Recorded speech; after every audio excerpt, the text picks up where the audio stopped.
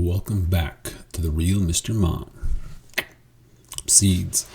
So in this episode, I'm going to be talking about the elections and how it's going to have a really big impact on people's mental health. And again, this is just something where I think it's important to be prepared. And this one thing for myself is that I think a lot of times, I'm trying to, how would I put it? So a lot of times when mental health issues come, a lot of times you're just not looking for it. You're looking for it somewhere else. You're not really, you're not really ready for it. And so when it hits you and you're not prepared, a lot of times you're disoriented. And again, so it just, I found that when I accepted the challenges were coming, they weren't as difficult. My mental health was so much better. And it's not about being pessimistic. It's just about being honest and about being objective. And again, too, I think that's the best way to prepare yourself is to do so when you're not in an emotional state of mind, when you're not in the depression, when you're not in, that's my favorite quote from Sun Tzu's Art of War is, and again, I'm probably paraphrasing, but I think it goes on the lines of, those who attack and then prepare for victory will fail. Those who prepare for victory and then attack will be victorious. The idea being is that if you jump in the middle of something and then try to resolve it, you're going to be in the middle of it. And so therefore you're going to be constantly reacting to what's going on, and you're not going to be able to have a proper plan of how to accomplish success. You're not going to know how to resolve it because you're going to be currently dealing with it. So you're going to be taking information in, and you're going to have to be immediately making decisions. Whereas then if you can sit back, figure out what the factors are going to be, how they, what kind of artillery they're going to use. Are they going to use this and that? Then you can prepare for, well, when this happens, I can do this, rather than simply just trying to make a quick decision. And so again, with mental health issues, I think it's really important for us to realize how they, things that are coming, realities, truths. If we have a loved one who's has health issues, who's let's say on their deathbed, or at the very least in that direction, I think it's important for us to realize how that's going to impact us, to be objective and figure out, when I go to see this loved one, how should I handle myself? I'm in a situation where I need to be strong. Should I be emotional and be vulnerable? And again, just to figure these things out, because once you're actually there, I think that it'd be very difficult to have any type of to effective plan, effective mental state. And again, too, I think by planning this out, by planning how what your responsibility is in the situation, then you don't have to feel guilt, and you don't have to burden yourself with more pain by how you handled it or how you think you should have handled it. That's one thing that I think is a subject I'm going to talk by itself, but simply just realizing what role you're playing.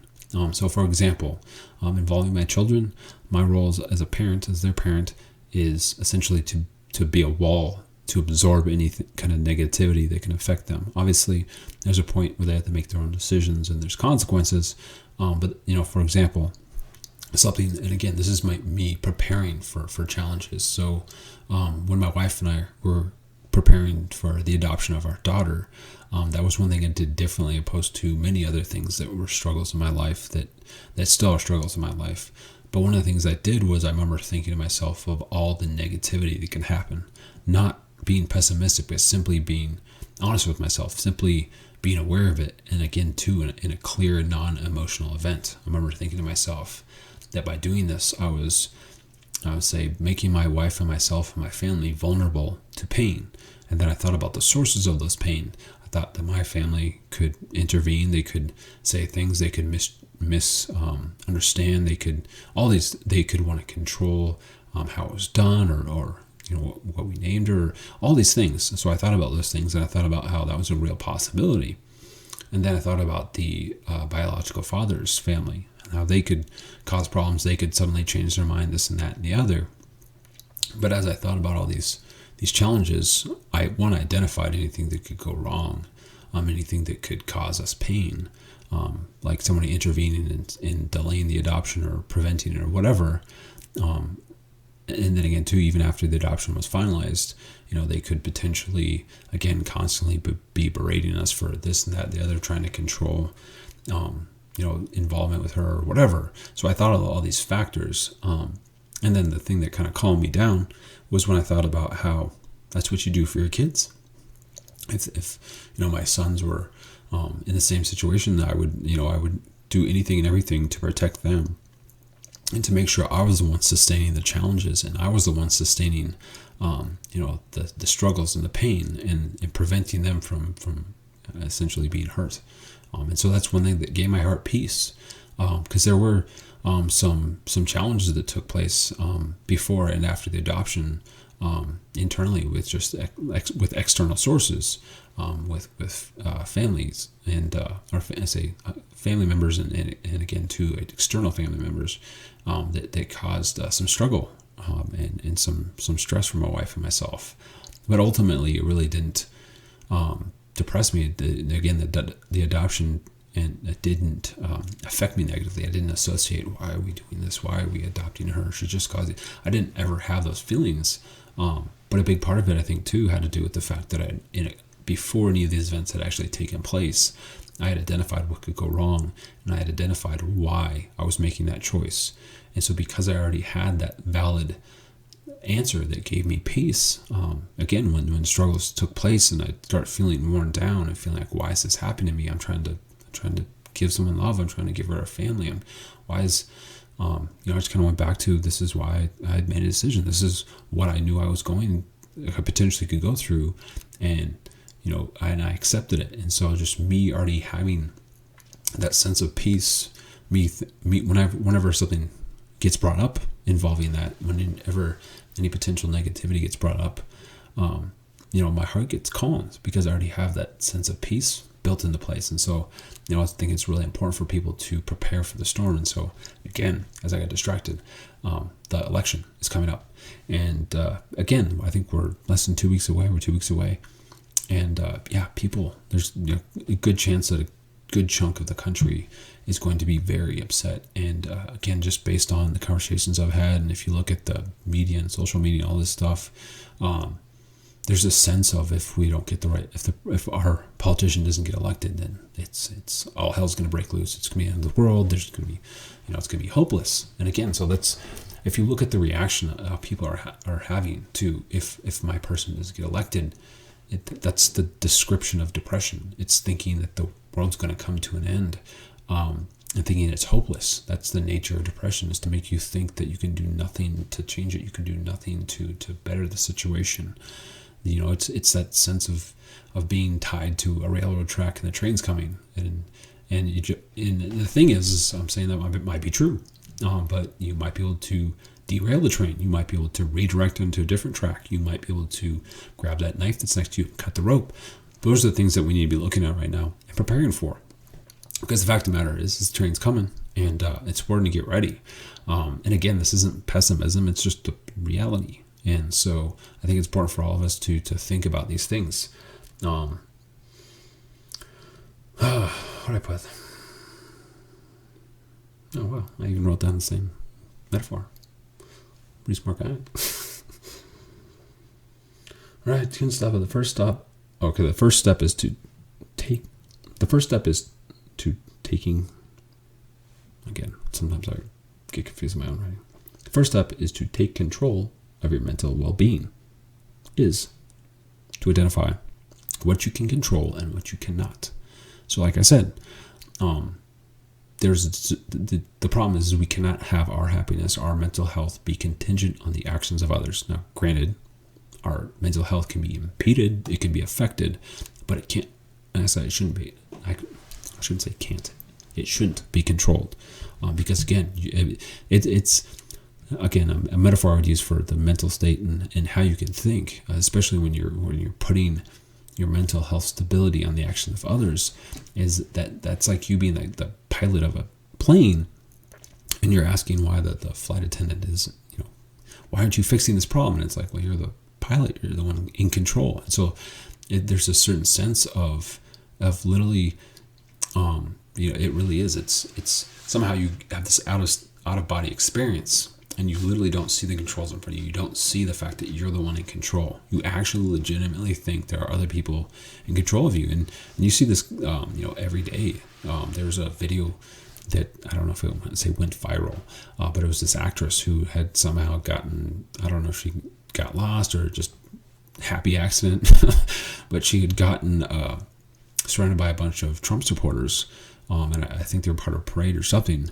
But she had this video where you can see she's genuinely like just mortified about what just happened, and you can say that she overreacted or didn't, but you can see that the mental impact of it is very real. Whatever severity of what took place, against her, I think they pointed and laughed, so I wouldn't call it traumatizing, but you could see that the mental reaction, as if it was traumatizing, was very much there. So again, it doesn't have to necessarily be anything greatly significant. You don't have to be attacked and beaten with an inch of your life for something that traumatized you, but this very real sense of the end of days is coming if we don't get our person. Again, you're putting your happiness on the effects of others, and I'm not saying that that's not a reoccurring thing. I'm a pretty sensitive person, so I've been in situations where people were rude to me or overtly hateful towards me, and it really impeded my happiness. But like I said, it's just crazy because you're just like, why in the world is a person I don't like, who doesn't like me, so influential to my happiness? That doesn't make any sense. I mean, if you go back thousands of years, I don't think that the certain countries would think, oh my gosh, those foreigners that we don't like, they don't like us. They don't really think too highly of me. Like, I don't know how I'm going to go on. Like, it doesn't make much sense that somebody you don't get along with and you don't like and doesn't like you would have such a huge impact on you. So again, with this train coming, with the election coming, it's important for people to prepare for it. And again, it's one of those things where I think that some people might be avoiding that because they're like, well, if I'm preparing for it, that means I'm accepting it. And it's like, no, you don't have that. I mean, I'm a big football fan, and I don't have times I'll watch a game and things aren't going well, and so I'll start watching on my phone, and somehow things are going better, and so I can't watch it on the TV but being honest, I know that the team they're going to do what they do. They're going to win or they're going to lose, and it has nothing to do with me watching it. And so, again, that's something that from time to time I'll start fighting that. And rather than me going to my habit of, I need to start watching my phone so they'll win, I just realize that why do I have the arrogance to think that somehow that my focus, my fears are somehow going to create some sort of boogeyman to come out and make something happen? If it's going to happen, it's going to happen. In 2 weeks, whoever gets elected, that person was always going to get elected in 2 weeks. It's just, that's how it's going to be. And so again, I think it's really important for us to prepare for it and to see what we can do and what we can't. Like I said, identify what you can control and what you cannot. The second part is to understand how to do this. Second, understand to get there. Okay. So the second part of getting prepared for what's going on is to understand that either party is doing anything and everything to get their person into office.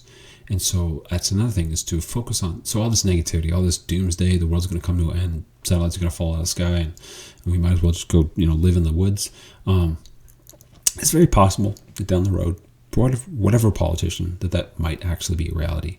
But a big part of that, I think a big contributor that would help that happen, is us fearing that's going to happen. It's like, when the pandemic started, and everyone had the lockdown and everything, and you couldn't find a roll of toilet paper. That's going to be a hilarious thing to explain to our grandchildren in years to come. But the fact of the matter is it wasn't as though they stopped making toilet paper. It wasn't they weren't shipping it. It was that everyone was worried that we weren't going to have it, and so everyone bought up 10 times as much as they normally would. If you think about it, I don't think I've never gone shopping up until recently, and not had exactly what I needed at all times. And so it wasn't like there was another 100 million people in the country and we just didn't have enough provisions. It was just a matter of, how I put it is, that in many cases you can look at life as being a giant game of musical chairs. And people need to realize, as long as we keep walking, and even the music stops, as long as we all keep walking, we're going to be fine. So the upcoming election, as long as we remain calm, as long as we continue to believe, as long as we continue to push forward and try to better the situation, try to get it right next time, so to speak, we'll be fine. Like I said, everyone's acting like there's going to be this evil, sinister person behind the curtain or whatever. It's going to pull this lever, and next thing you know, it's going to be all hell. on earth. And so again, it's just one of those things where I have my own personal beliefs, I have my own personal preferences of right and wrong or morality or politics or whatever. But ultimately, that's one thing I need to realize is that when it happens, and I really need to think about what I can take control of and what I can't. And I can't control the rest of the country, and so who they vote for and what the politicians do when they're in office and so forth. So I need to try to do what I can and accept what I can't. But I think that and again, just kind of focus on I'll just move to the final part. Finally, to be as happy as you can leading up and after the election. Know what you can take control of. Don't talk know what you can take. So in other words, if you have an issue, if you get really upset, if it mentally impedes on your happiness, if talking to somebody who has a opposite opinion of you, I would say berate them and run out of the room screaming or anything crazy like that. But just avoid it. Just be like, I'm sorry, I don't want to talk. Don't go to chat rooms that have a strong focus on the opposition. I think it's really important for us to all realize what we can take, realize the burden that we can carry, or if working at, like, for example, I remember being wrapped up in the social media problems years and years ago. I guess it's almost been like 10 years since I regularly went on Facebook.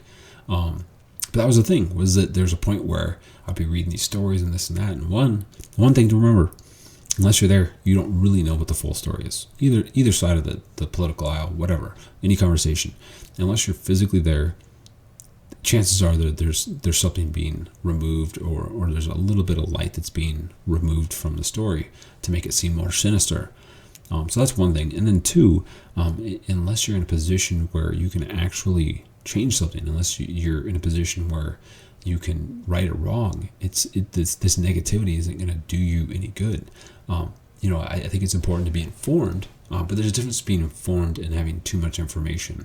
And so again, with the politics coming up, it's important to know where politicians stand with certain issues. It's important to know their backstory, but it's really easy to get caught up in the rabbit's hole, so to speak.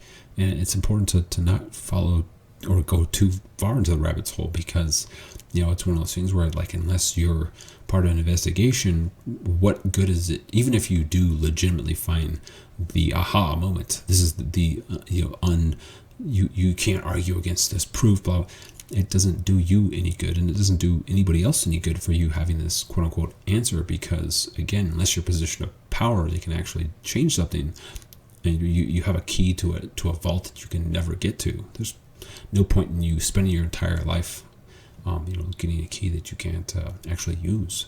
So again, that's important with everything coming up, is to just realize what we can control and what we can't, and that it's really important for us to prepare to be disappointed, and like I said, not to be pessimistic, but just to be, like I said, think about after the election, how are you going to handle it? Again, if the outcome is something that is going to be difficult for you, if it's the opposition wins, make sure that you don't get that information unless you're in a safe place. If you're working the night shift or whatever, make sure that you don't, if you can deal with the reality, okay. But if you're going to be disappointed, I wouldn't recommend you finding out who's won until after you're at home. You don't have to drive. You don't have to be focused on your work. Again, too, I'd probably make sure that you have a loved one around you, a handful of loved ones that can give you support and tell you it's going to be okay. I really wouldn't. Like for myself, the part-time job I work as a bartender, and so again, there's a lot of people that could. And I'd say I'm not too scared about whichever way it goes, but yeah, and so that's an area where people are going to be. It's kind of like if you're a sports fan and your sports team's losing and there's fans of the other team, they're like, yeah, you probably don't want to be around that, because they're gonna feed your pain, your worries, and so again, and so yeah, it's important to be prepared, to not like I said, not be pessimistic, but just be honest with the fact that we can't control this. We can do what we can. We can vote. We can, try to inform people. We can make sure that our loved ones vote. But at the end of the day, this is something that we're contributing to, but we by no means have individual sole power over. And so the outcome, it's important to not let it get too much a hold of you and to make you think that it's going to come to an end. And then again, even to the point too, as far as like a big scale, what do you do if the world comes to an end and your politician doesn't get elected? It might even be something too where, depending on where you live, maybe you need to move. And I don't mean like panic, jump in the car, act like it's Independence Day with Will Smith and, traffic jams and all that good stuff. But I just mean, if you're in an area that is a high concentration of people that you don't agree with, maybe it is time to move to an area where you feel more at home, you feel more welcome, you feel more as a part of a community rather than an outcast or somebody who's on an island all alone.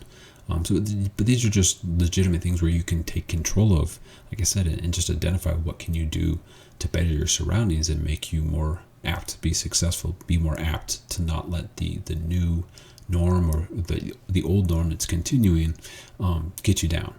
And so again, it's just important to realize when things are coming up. If I could have talked to myself, when my twin was deployed to Iraq. That's one thing, as I've discussed in other videos talking about my twin's death. I had a feeling my twin wasn't coming home. I had a feeling he was going to be killed in action. And so that's the first aspect of acknowledging the truth. But, at the time, I was 19, and then, like I said, we turned 20 the day before he was killed. And so I was very young and didn't plan for the future. It was very much kind of live in the moment. And that's one of the ways I, quote unquote, coped. I more or less just partied a lot and tried to distract my mind. But that was the thing, was I really didn't think about, if he was killed, then, who could I talk to? Being honest, back then I couldn't talk to anybody, because the only person I talked to by any means, as far as anything real, was my twin. So like I said, that was just a worst case scenario, was because the only person I could have talked to was the person that was taken. But again, it's one of those things where I'm not trying to make people become pessimistic. I want people to just be accepting that challenges happen in life and traumatic things take place, and I don't want you worrying all the time. But I feel like if you make a time and place and prepare yourself for things to potentially go south, then you'll be more prepared and more stable once they actually occur. It's not that you'll be any less sad, but like I said, you'll be less apt to be hopeless. And I feel like a lot of people right now are feeling hopeless with the elections coming up. And again, it's just something where, in the past, I was one of those people whose happiness was extremely contingent on the actions of others, contingent on the actions or outcomes of things politically and socially. And that's one thing I've realized, is that, me fretting about it, me saying, well, what if this comes to my neighborhood? What if this happens? What if what if this person, says, starts berating me because I said an opinion? And that's, I feel pretty comfortable expressing my opinions. And part of it is just the fact that I do feel like, I'm pretty solid in the middle with a lot of things, and I see the truth about a lot of things. And so that does help. But also too, it's just a fact of me self-reflecting on my beliefs and reflecting on why I believe what I believe, and just knowing, just self-reflecting and making sure that I'm trying to be the best person I can be, and that I shouldn't be, like I said, like I was talking earlier, I shouldn't be afraid of somebody who doesn't like me not liking me. If they don't like who I am, if they think that my opinions are wrong, or that I'm an evil person, or whatever. That's their issue. And I'm not saying that, that in a callous way. I'm just saying that as long as I seek to be good, and as long as I seek for truth and seek for bettering the situation, if somebody wants to panic and worry, that's their deal. I'm not going to make that be a part of my problems. And again too, that's something I can try to, I think one of the biggest things, when I'm talking about politics or talking about life issues, that I try to do is I just try to calm people down. Like I said, I've seen so many people who are just like, oh my gosh, if this person gets elected, and some of them have actually talked about going up in the woods and such, and I'm like, oh, we'll be fine. It's one of those things where, once something, takes place, like I said, once things change or don't change or whatever, then we can start assessing and being like, all right, what do we need to do? But like I said, there's no point in abandoning ship before you see smoke, before the thing starts going underwater. because again, it's tragedy might strike. You certainly should have, it's kind of like the warning steps they do with the when you get on an airplane. They walk you through the whole, if this happens, then do this. If this happens, it's not because you're likely to go down in a crash. It's just the fact that, like, well, if it does happen, it's important to have a clear 1, 2, 3 step idea. And so I'd say it's the same thing as, for this dilemma that's coming up with the election, is it's important to have a kind of a clear, this is what I can do, this is what I need to do, this is what I need to do.